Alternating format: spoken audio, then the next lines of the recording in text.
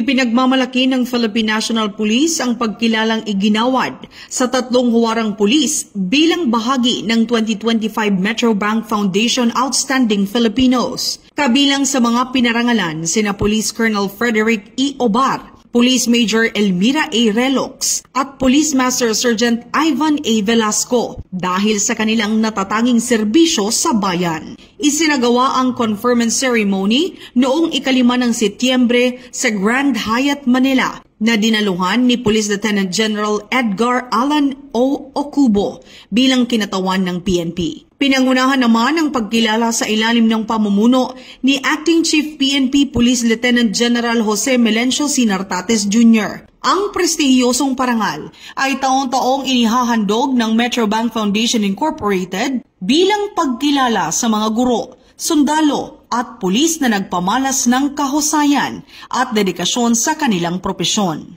Ayon sa PNP, ang pagkilalang ito ay nagsisilbing inspirasyon sa buong hanay upang ipagpatuloy ang serbisyo publikong may puso, integridad at disiplina.